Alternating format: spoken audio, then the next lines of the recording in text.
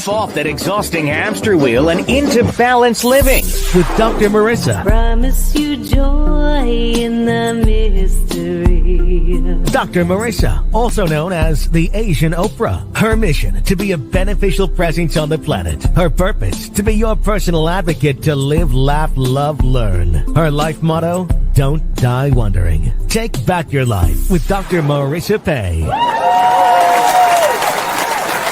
And welcome. You are tuned into Take My Advice, I'm Not Using It, Get Balanced with Dr. Marissa, the morning show here on KCAA, NBC News Radio, AM 1050, FM 102.3, FM 106.5, and streaming everywhere. iHeartRadio, iTunes, Spotify, Stitcher, Amazon Music, Audible, and more. Because I want you to start your day in the most positive way. Why? Frankly, it just feels better. So if you're looking for shock talk or gossip or angry rhetoric, you're in the wrong place. This is hashtag positively opinionated Dr. Marissa.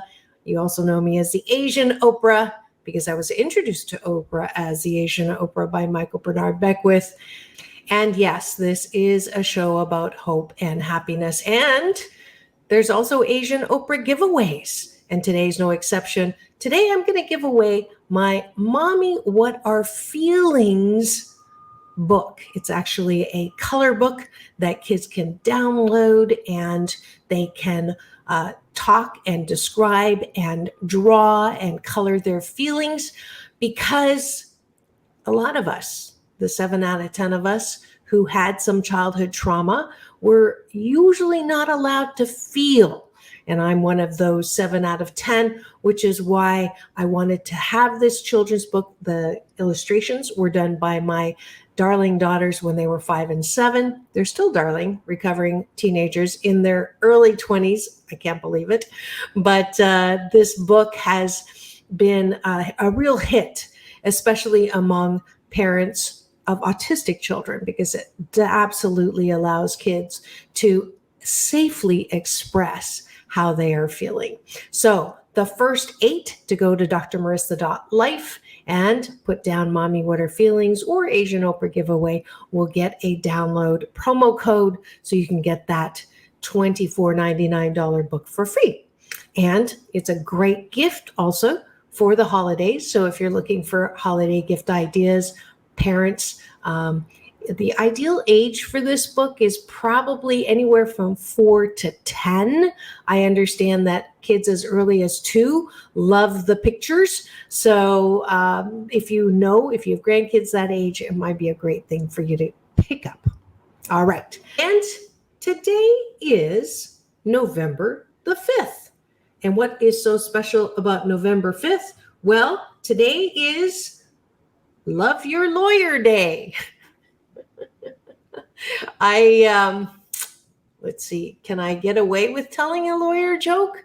No, probably not, because I'm all about loving diversity, so I'm not going to go there.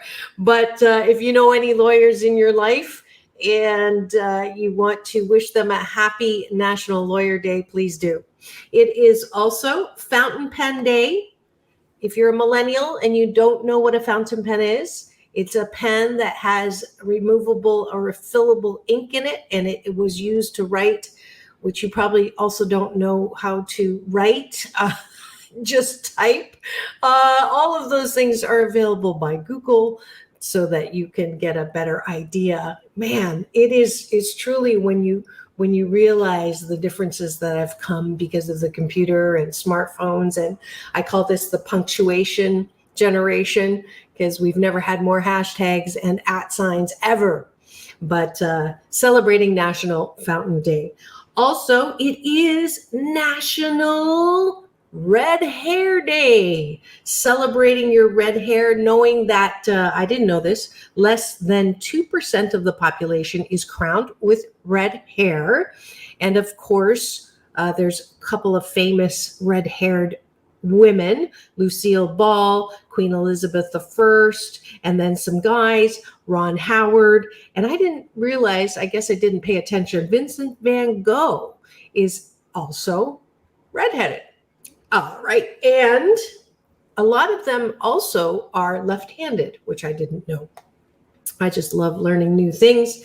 And then finally, here's the deliciousness of life one, the National Day of Donuts, or National Donut Day. So you have permission today to eat a donut.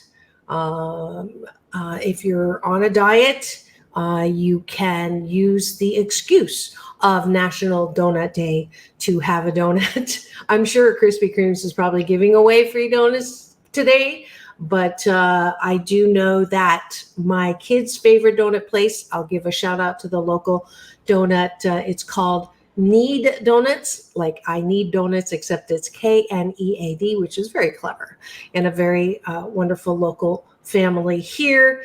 I think they're Cambodian, runs that shop in Long Beach. So donut shapes are as varied as their origin. Was the original donut round? Well, American Hanson Gregory laid claim to inventing the ring-shaped donut in 1847 while working on board a line trading ship. Only 16 at the time, Gregory claims he punched a hole, not in a wall, in the center of dough with the ship's tin pepper box. Later, he taught the technique to his mother. So thank you so much, Hanson Gregory, for inventing the hole-shaped donuts. And another thing that I did not know about donuts, it was just brought to my attention that just like Tippi Hedren helped the Vietnamese women find work when they first immigrated, were the boat people. Remember when we took in a lot of refugees from Vietnam? Tippi was credited, or is credited, with teaching the women how to do nails. And that's why a lot of our nail shops are run by Vietnamese women. So it's a beautiful thing, helping with trade, helping, that saying, not giving you fish, but teaching you how to fish. In the same way, there is a Cambodian man contributed in helping many refugee Cambodians set up shop and have a livelihood here in Southern California. So some little things you didn't know about Donut Day. All right.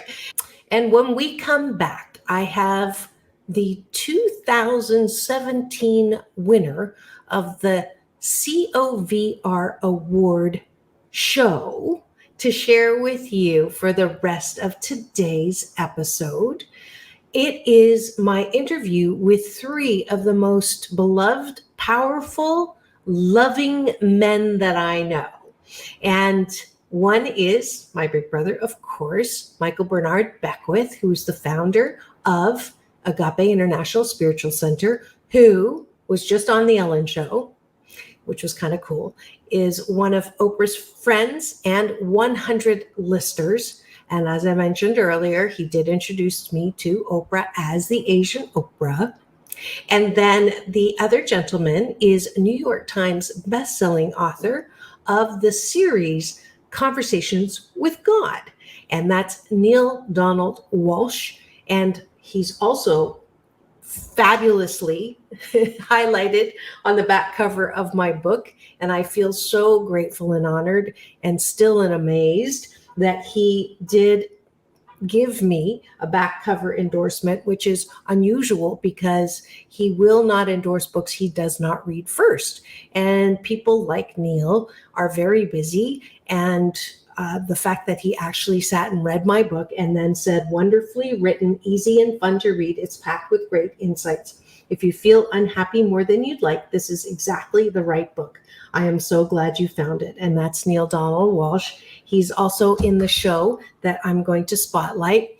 And I'm doing this because he's actually going to be speaking at Agape this Sunday. And you don't have to be in Beverly Hills or near the Saban Theater because we're not open yet, even though you saw me on stage last Sunday as part of the Choir Sunday Spotlight.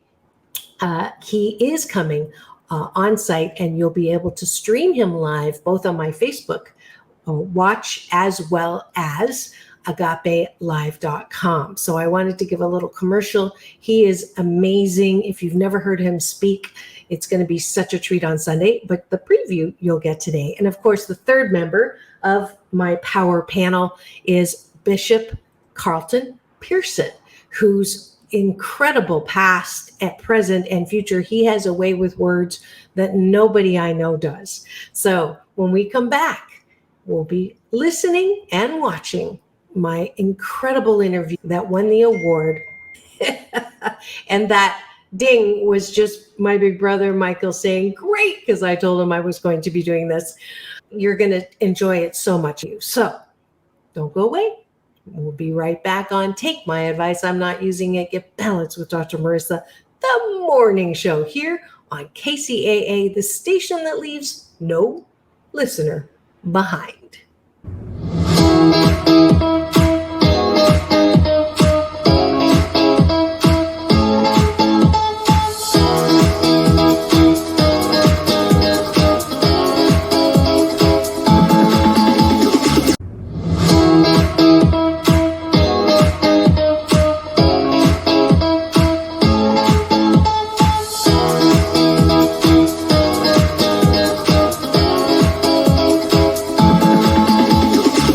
Take back your life with Dr. Marissa Pay.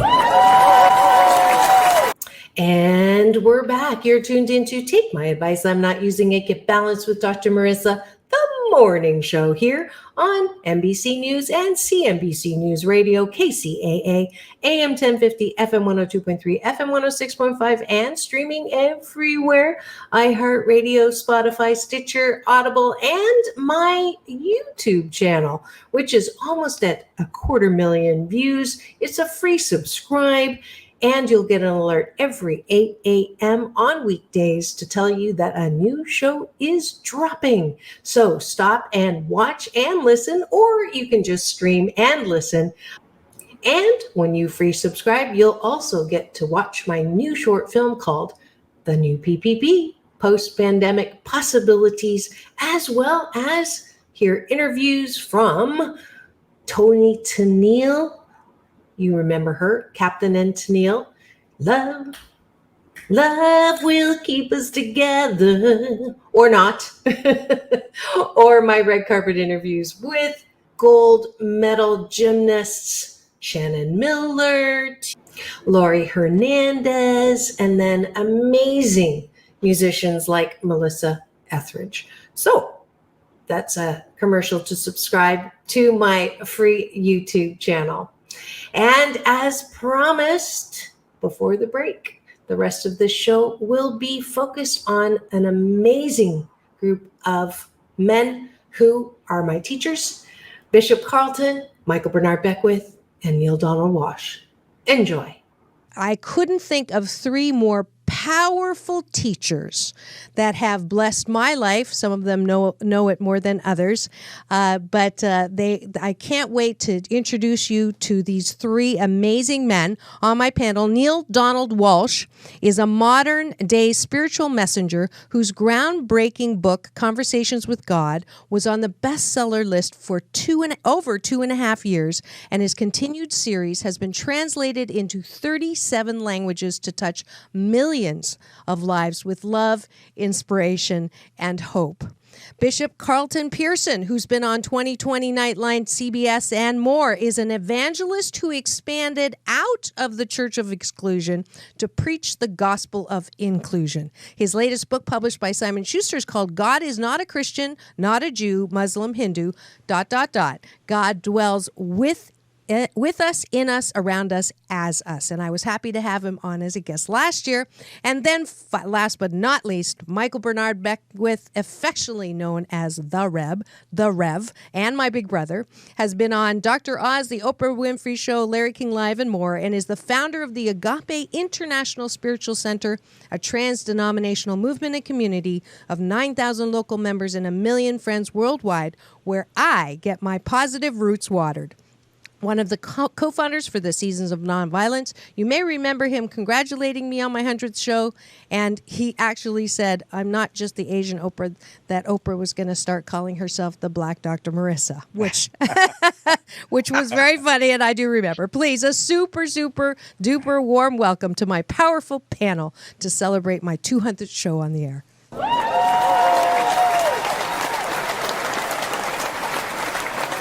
I am so honored and grateful, and I'm going to start with the following. In one word, how would you best describe who you are? In one word, how would you best describe who you are? Because I know you're friends, and we're going to do something fun after that. So starting with yourself, one word that would best describe who you are. Let's start with Carlton. Curious. Curious. Michael? Servant. Neale? Divinity. Divinity. Beautiful. Now, one word that you would use to best describe your friends on the air with you right now. So let's start with Reverend Michael. What is one word that you would use to describe Neale and Carlton? Carlton is inspirational, and Neale is devotional. And Neale? Well, I'm sorry to be so predictable, but I'm going to say divinity for both of them, because when I look into their eyes and when I experience their presence and when I am imbued by who they are, I simply see divinity. Beautiful. Thank you. Thank you. And Thank you. Carlton?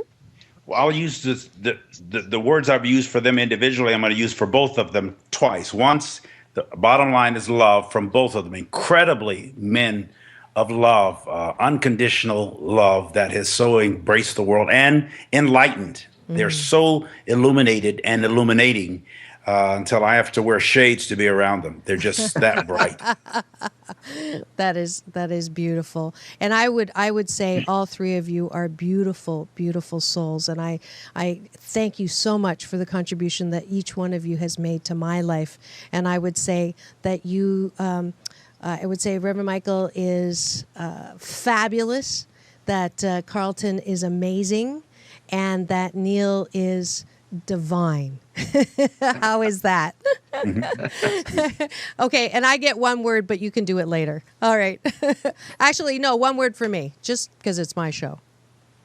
Neale. Energizing. Okay, Bunny. I like that. Okay. I would say enthused. Yeah, Okay. God breathe. With God. Yes. I like that. Thank you. Neale, you don't really know me, but.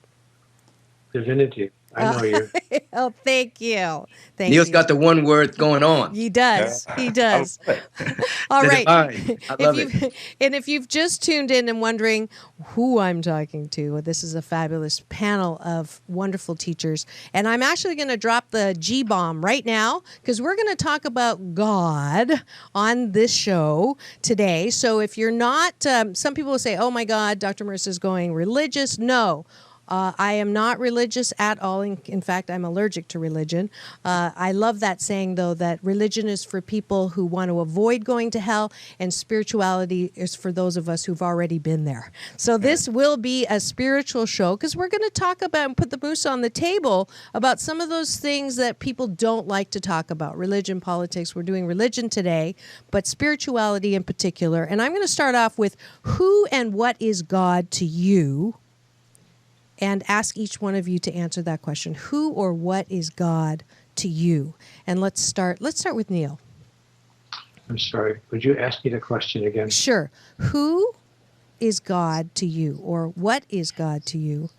I'm going to answer it in an unusual way. I'm going to answer it in a reverse way, if you allow me to. Absolutely. I don't try to define or describe or explain who God is to me. The question really is, who is God not? And my answer to that is nothing. So if I accept that God is not nothing, that is nothing that is not God, then who God is to me is everything that is, ever was, and ever will be. That there's no separation between what I understand God to be, my experience and my expression of divinity, and all that divinity has expressed. So who is God? Everything. Everything. Everything. Rev. I'll embrace everything that Neale just said. Everything that is a manifestation of the only thing that is, which is the presence. And I describe the presence. I mean, you really can't describe something that's indescribable, but the best way is God is a presence that's not an absence. So this presence is everywhere, and this presence is not just in all creation.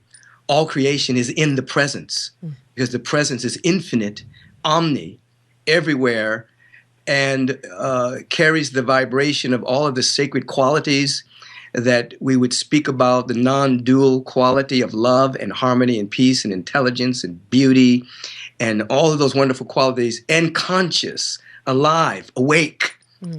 So that's a beginning of a presence that's never an absence. Beautiful. Carlton? Well, you said who is God and what is God to me, so that's a little bit limiting. The generic God is the farthest reaches and rhythms and regions of consciousness. There would be God. But to me, God would be the deepest, broadest, most imminent experience of myself.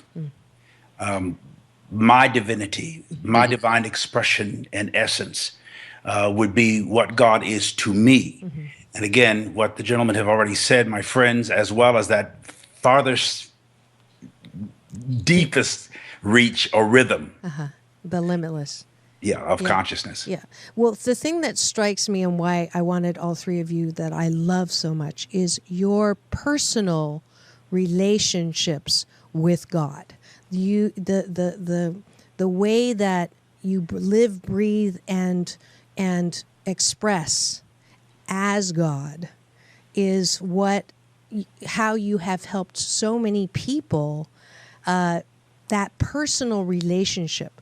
So in that vein, a little odd question, do you ever get mad at God? Who's going first? I don't know. You go. I keep forgetting there's three of you here. Right. No, I can't say that I ever get mad at God. Okay. That's not a part of my experience. When I consider the presence, as soon as you ask the question, my eyes want to close, and like Carlton, I just want to like revel in this deep sense of connection, of the presence that is so close, closer to me than I am to myself. And so if I get mad, it's not really at God. It's really at myself, at my own misperception, my misalignment.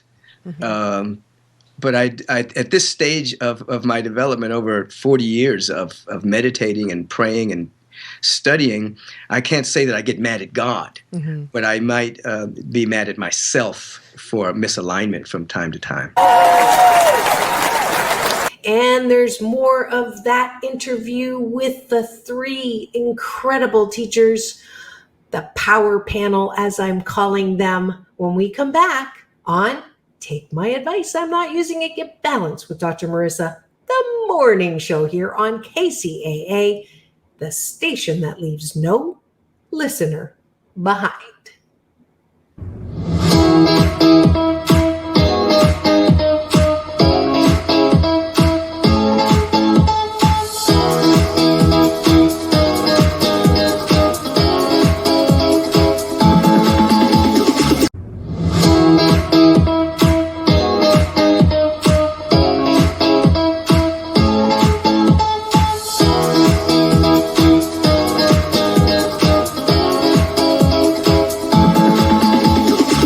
Take back your life with Dr. Marissa Pay. And we're back. You're tuned in to Take My Advice, I'm Not Using It, Get Balanced with Dr. Marissa, the morning show here on KCAA, NBC News Radio, AM 1050, FM 102.3, FM 106.5, and streaming everywhere, including KCAAradio.com. And it is the #1 talk news station in the Inland Empire. And yes, I'm grateful that I am the #1 8 a.m. talk radio show. So glad you're here. And this particular episode actually won the 2019 Visionary Award That's the Coalition of Visionary Resources. And I am very proud of that award. And I'm so delighted that I can bring you the rest of the interview with these three amazing teachers. Enjoy. If there's a God, and God is supposed to be love, then why is all of this horrific stuff happening around the world today with ISIS, with terrorism, yesterday with the Holocaust, with starving children, with my sister dying in a freak flood? If God is all that you're saying it is, how can He let that happen, Neale? You're asking a question that is unanswerable with a little 30-second soundbite. You got that right. That's a huge question. Okay, so that means we can have a whole day workshop on the air? If you want to give me the rest of the hour, I'll be able to answer that question thoroughly. But in brief, I would seek to answer it by saying, with regard to the actions of others, ISIS and the things you brought up, as opposed to accidents like somebody dying in a car accident or tornadoes, and let's just limit it for this moment to the actions of others. The human beings on the earth are behaving, in my view, this is my understanding, are behaving the way they are behaving because they simply don't know who they really are. They have no idea where they really are. They have no idea why they are where they really are, and therefore they don't know what to do about that. Mm-hmm. We're a very young species, extremely young species. Relative to the age of the Earth, we're about 30 seconds old in terms of cosmic time, really less than that, half of a second old, really, in terms of cosmic time. We're a very young species. Anthropologists know this. So given the very primitive nature of who we are, it's understandable that we're behaving like children.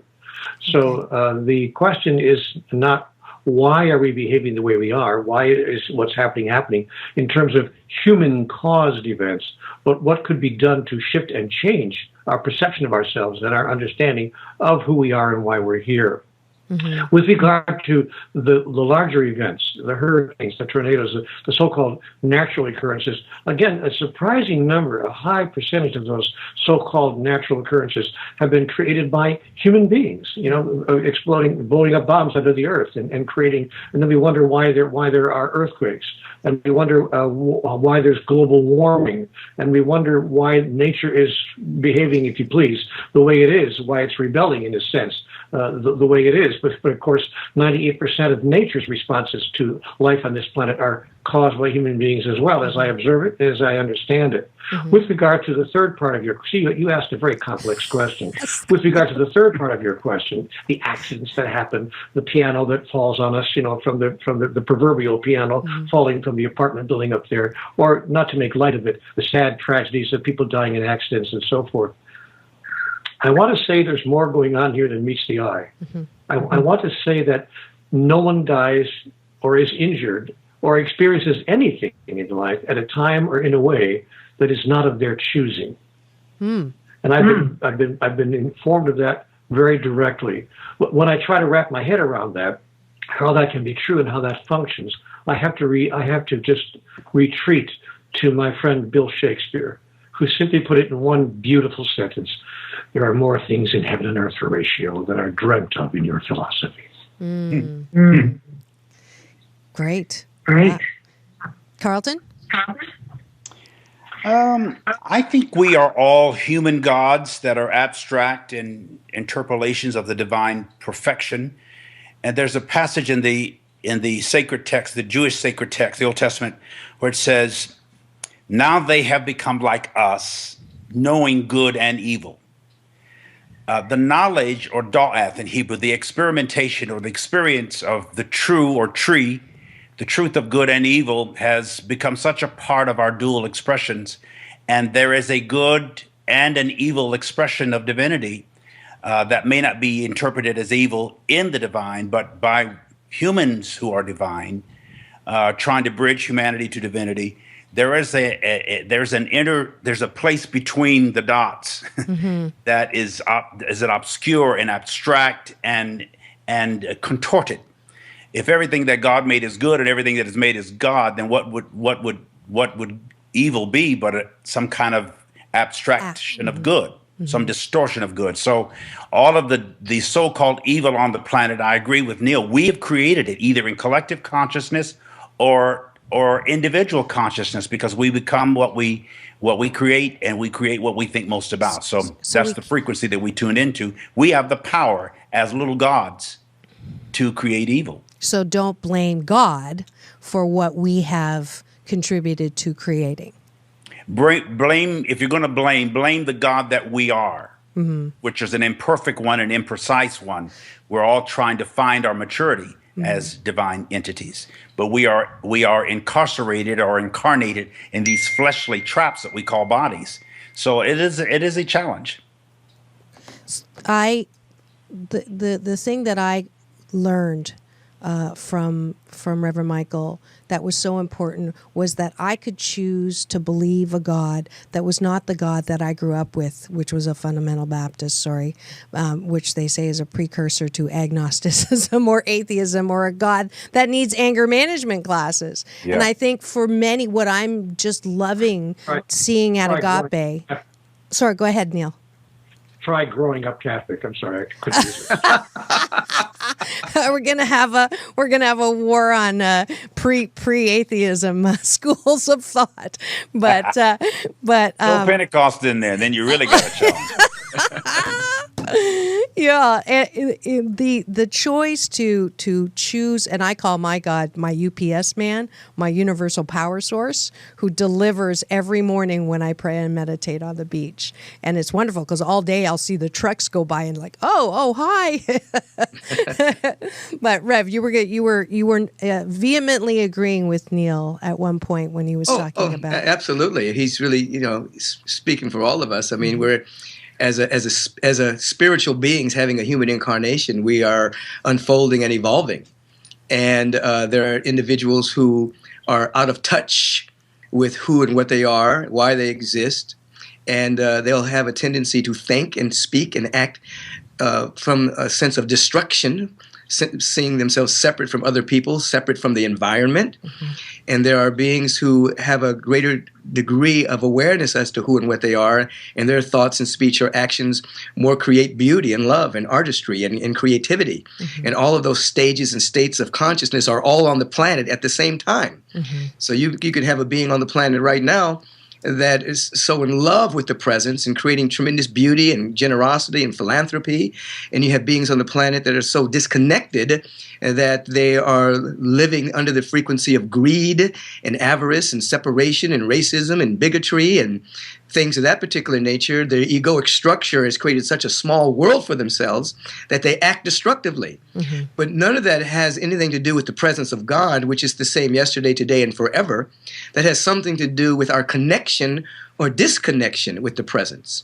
When you speak of ISIS and things of this particular nature and people like that, you're talking about individuals who have distorted religion and distorted the teachings, and are disconnected and are very immature, and they're also in the minority of people on the planet. They just get bigger press because we have a tendency to focus on that frequency of destruction, and the lowest common denominator of the human experience is what corporate media focuses on.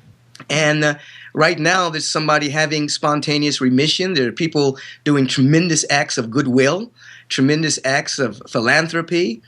And you're not going to read about it. You're not going to understand that. But consider for a moment if we were brought up in a society that every day you turn on the news and for the whole hour you received this many people got spontaneous remissions, this many people generated money financially for school systems, et cetera, et cetera, et cetera.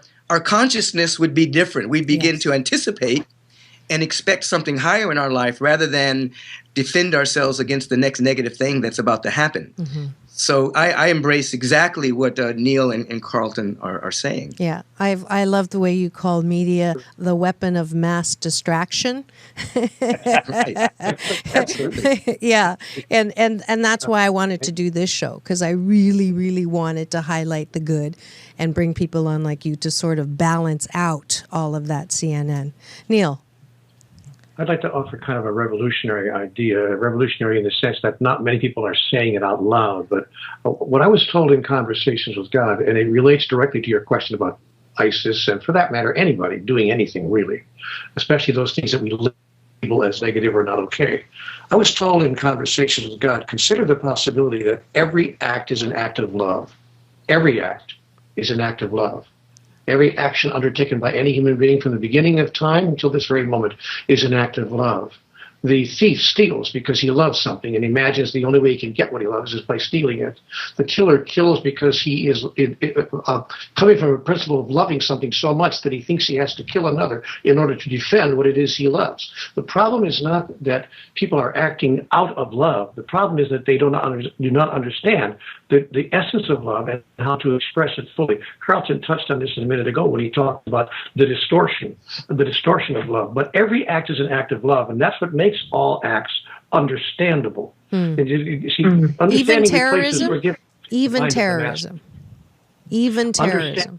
Sorry. Understanding replaces forgiveness in the mind of the master. This is why God doesn't have to forgive anybody. God doesn't even have to forgive those who would perpetrate the actions to which you are referring now, whether it's in the Middle East or anywhere else. See, God has no need to forgive any one of us. God understands us, even as we understand the 2-year-old child who spoils the birthday party by spilling the milk all over the party table. So we don't say to that 2-year-old child, go to your room for the rest of your life, because we understand that the child spilled the milk reaching for the chocolate cake that she loves so well and simply didn't consider the consequences of her actions. But her actions were born in a deep and reverent love for something or another, and she simply didn't know how to express it appropriately. Our opportunity then as human beings is to demonstrate how to express love appropriately. And by the way, if you want that kind of a demonstration, look at the other two faces on the screen right now, because that's who Michael and Carlton are, living demonstrations of how to express love appropriately. Yes, all three of you are. All three of you are. And speaking of which, you help so many people. All three of you help so many people. Do you ever get tired? Do you ever get tired? And if you get tired, what do you say to yourself or do during those times when you don't, maybe, I don't know, do you ever not feel like teaching, or do you ever not feel like inspiring or motivating? Maybe not. Let's start with Rev. Two things. One, I want to piggyback on what Neale just said. For I often tell people that behind every human aberration, there lies a spiritual aspiration. So embracing what he's saying about every act being an act of love, behind what appears to be aberrant, there's an aspiration of love or of peace or of some quality trying to express itself, but it's just coming out aberrantly based on a level of ignorance. So I embrace everything that he said and really appreciate it. And of course the body gets tired. Of course, I think that rest is not a bad word. It's not a bad 4-letter word. And one of these days I'm going to try it.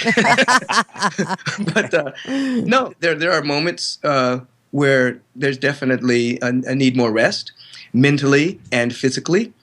And but I do have access to an energy that carries me through until I can get to the rest period, which I think I'm very humbled, very privileged about that I can tap in. And in moments of almost exhaustion physically, I can still go to a place within myself and be carried by the presence. And I love that occurs. But yeah, I got a physical body. I'm going to get tired. I have a mental body. It's going to get tired. And there's no denying that. Okay. Carlton? I want to piggyback on what both of them just said in reference to ISIS, because this is an important point. Terrorists are terrorists because they're terrorized. They are inwardly afraid that they're not going to get something they think is theirs, whether that's ISIS or somebody who robs a bank or somebody who rapes somebody, feeling like they're alienated, isolated, or that they are experiencing the illusion of lack. Every soul knows it's okay, but the soul doesn't always believe it, or the mind doesn't believe what the soul knows. A person who robs a bank knows they should have financial security, but they don't believe it. so they steal. A person who uses drugs, abuses drugs, is because they know they are at peace, but they don't believe it. So a belief and knowledge are in conflict in the universe right now. Everybody knows they're loved.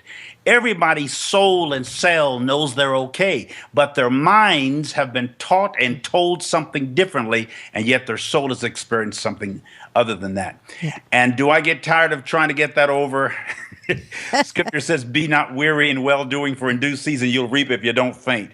Well, sometimes I faint. And so, but the reason I kick back in is because I want to reap what I've sown in love. We do get weary, yes. We do get drawn. And Jesus even slept and rested. He was on a boat in the middle of a storm. He knew how to sleep in a storm. So I'm trying to learn how Jesus could sleep through his storm and find rest when everybody else was freaked out. I'm learning that, and it's. But I'm 62 years old, and the scripture says he giveth his beloved sleep. So, well, you look like you use oil of Olay. So there. Or the oil of old ladies, I used to say. Neale, you want to wrap this before we go to break? How do you rest? Infrequently. Like Michael and Carlton, I'm sure I don't rest a lot, but I do like they said. Of course, and there are days when I'm utterly exhausted, where I'm going from 1 minute to the next, something from 10 to 11, something from 11 to 12, something from 12 to 1, and I turn to my staff and I say, "My God, literally, where do I have a chance to use the restroom? Can somebody hand me a sandwich?" And there are days like that, many of them like that in the lives of all of us, I know.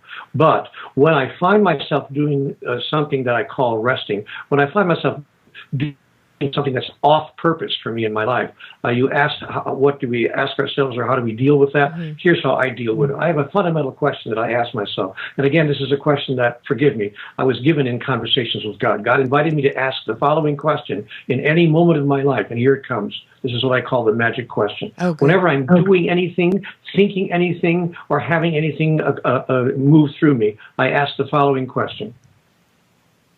And what does this have to do with the agenda of my soul? Love that. Wow. And we're back with a question that was asked by one of the listeners. Actually, there's two of them. One is, what is the secret to happiness? And the Dalai Lama actually said, if I tell you, then it won't be a secret anymore. and then the second question is, what is the meaning of life? So either or both, just really little questions that I know we only have, I'm sure you can, you're so brilliant, you can synopsize into 2 minutes the answer to those two questions. I know, I'm too much. So let's start with Carlton this time. What was the first one? The first one is, what's the secret to happiness? And what's the meaning of life? I couldn't decide which one to do, so I'm doing both. The word secret is where we get the word sacred. So I would hear that question as, what is sacred about happiness, or what is sacred happiness? Happiness. Happiness comes from what's happening. So there is a secret or sacredness beyond what's happening, and I call that joy. It's all internal. I like the way Wayne Dyer says that when you change the way you look at things, the things you look at change. So perception is the ultimate reality, but not necessarily the ultimate truth. Changing the perception will determine how it affects you on a cellular and cellular level. So happiness is not, again, just about things that are happening externally, but what is occurring internally inside you. And I'm still at 62 years old, divining that, if you will, every day, because every day a different circumstance appears. And I go within and say, okay, how am I going to assess this? Am I going to make it my enemy or my friend? I did that when I experienced cancer. I did not allow cancer to kill me. I only allowed it to teach me. I said, you've come here with a mission. Teach me what you're going to teach me and get on down the road. I've been cancer-free for almost 10 years. So that's awesome. That's how I manipulated it. Great. Rev? When we consider happiness, it's intrinsic to us. Joy and happiness are a dimension of our real nature and our real being that we're uncovering through the shifting of our perception and through putting ourselves in a position to have insight and revelation. And so that which brings it about is, I would say, gratitude. That as we begin to really lift our awareness and become grateful as a practice, thankful and appreciative, then more happiness follows. As I have said from time to time, our parents would say to us growing up, if you keep crying, I'm going to give you something to cry about. When the universe says, if you keep being grateful, I'm going to give you something to be grateful about. Whoa, I love that. So when you open yourselves up to gratitude, then the universe provides conditions and circumstances for you to be happy. But ultimately, that happiness and joy is not based on circumstances at all. Right. It's an ever-increasing awareness of your intrinsic nature. Yes. And I would say a quick approach to that is to up-level your gratitude. Great. Yes. Are you happy right now? Yes. I can tell. All three of you. I'm thrilled. And it's not based on any condition. I can give you 20 conditions Right. that I don't like. But you're But still happy. happiness. But I'm still happy. Yeah. Yeah. That you've taught me that, and I am grateful for that. Neale, are you happy? First of all, I got to tell you how difficult it is to follow these two gentlemen. It's just Yeah. You! Yes. Please. I have to say this. I was talking to Michael on the phone just 3 minutes before we came on the air here, and he was crying. He was weeping. And I said, Michael, are you okay? He said, well, I am, but I'm a little nervous. It's their 200th show and a global audience, and I just really am nervous. I don't know what to say. And so I gave him my speech. Oh, God, love me. The secret to happiness for me is in one sentence. I've been asked this question before, and I've given the same answer everywhere I'm asked it. What's the secret of happiness? Not requiring it. How can you not require it? By observing, now here we go with Michael said, by observing that you already have it, that you are it, that you need nothing to be happy except to stop denying who you are. That is really so. But the secret to happiness for me in one word is to not require it. And as to the meaning of life, nothing has any meaning save the meaning you give it. So I've discovered in my life that my life means what I choose for it to mean, what I call for it to mean, and what I require it to mean to me. And I can tell you right now that the meaning that I've given my life has manifested in my life directly out of my willingness to give it meaning. Life is not a process of discovery. Life is a process of creation. Yes. And I'm in gratitude to your book. Was very instrumental when I read it to answer that question for me. What is the meaning of life? It is a meaningful life.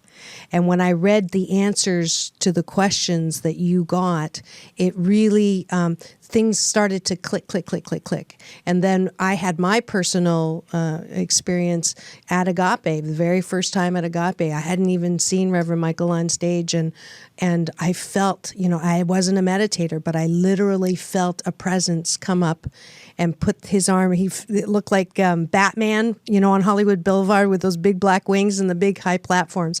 And I literally heard a voice. I don't know if I've told you this, big brother, but I literally heard a voice tap me on the shoulder and said, darling, you can church shop, because I had been church shopping. You can church shop from now until eternity and have fun with it. But know that I've always been here behind you, waiting for you to turn around and dance with me. And I started crying and crying and crying. And then you got on stage and you started talking about peace, love, joy, harmony. I'm like, whoa, let me write this down. That was just life-changing. Life-changing. The title of the next book. The title of your next book? That's the title of your next book. Oh. Here's the title. No? What's the The title is Turn Around and Dance With Me. Yeah. Yeah, I thought you were going to say that. That's a great title. Great. Oh, okay. I guess I got my direction. In fact, I just got asked what song to play out at the end of my show, and I did a stint as a lounge lizard, paying for grad school, and the song that I picked was called "Be My Partner, Dance With Me." So that's what's going to go out there you go. on today's show. There you go. So I did the song part, but you're asking me to write the book part. Yes, I follow direction. Carlton. These guys are angels. They are.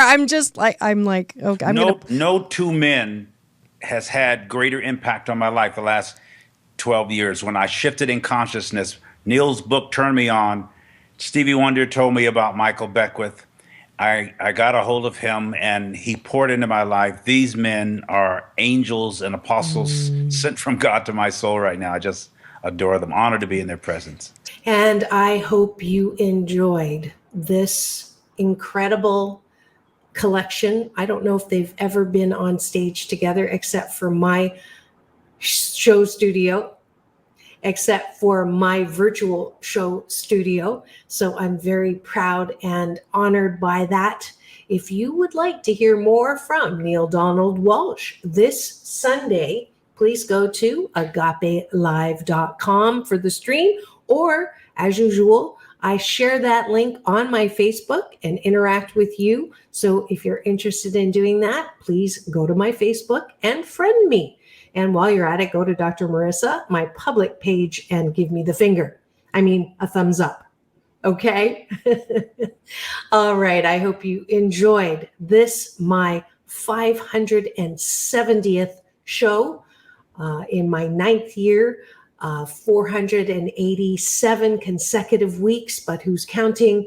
And I'm just so glad that you're still here and still claiming your birthright to be happy 88% of the time.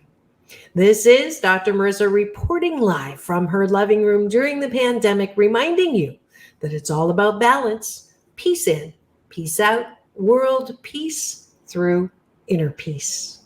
And have the best day ever.